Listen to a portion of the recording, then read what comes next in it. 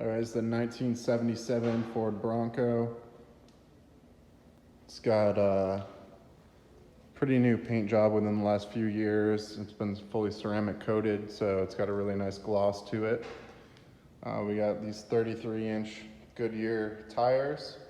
We got some factory style wheels that have all been refinished, repolished. Behind that is disc brakes on both the front and the rear. You got this Wild Horse suspension. It's a 3-inch lift with a 2-inch body lift, so overall 5-inch lift.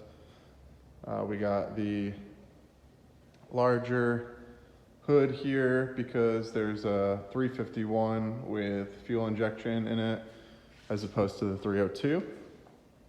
We got the factory style front bumper still. Come around the side here. It's got these nice bully side steps to get in and out easily. A little stubby antenna, give it a little bit cleaner look.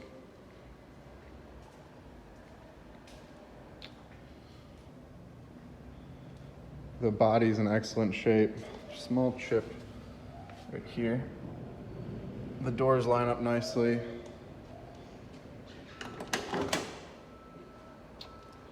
It's got the tinted windows, which is removable if you wanted to get rid of the tint. So the gas tank is relocated so that it's one gas tank instead of two. So you'd be filling from here. Here's the underneath, real clean frame and everything.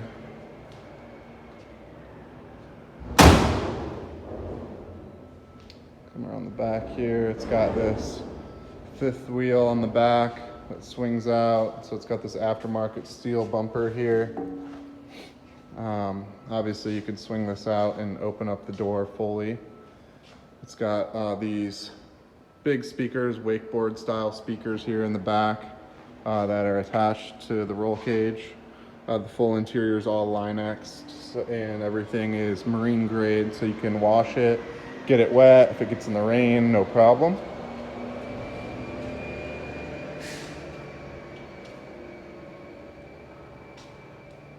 Overall, the paint and body are in really nice condition. I can show you in the hood here. Just pull these two little tabs out. And then I'll lift it up. So it's 351. It's got power steering, power disc brakes. We got this big radiator, so it keeps really cool. You see a newer style power steering pump here.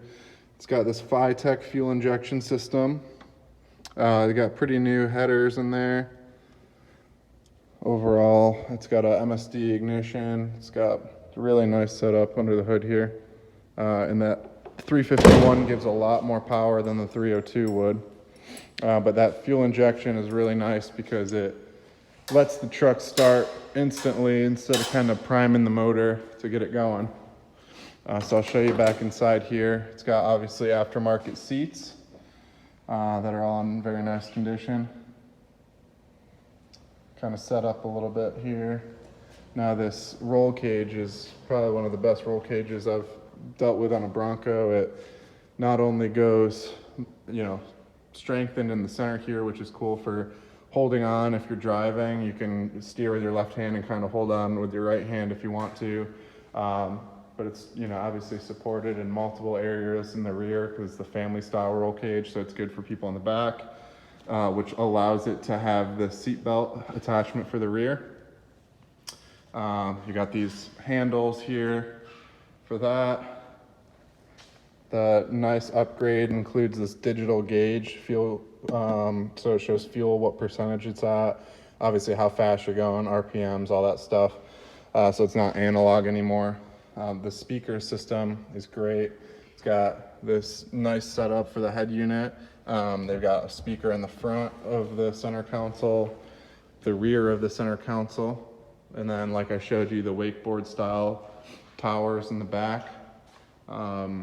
The roll bar goes all the way across the center here, so strengthens that really nicely.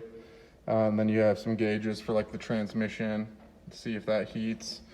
Underneath here, you've got this outlet, so if you needed to plug anything in for like a cigarette lighter, that's under here. You got your automatic transmission, and you got obviously your full setup for 4-wheel drive here.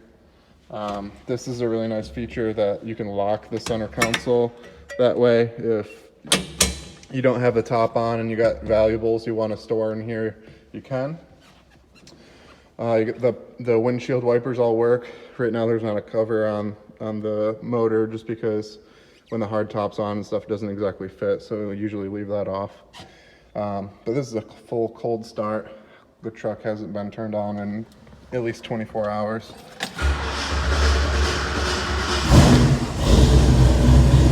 Starts right up without touching the gas pedal.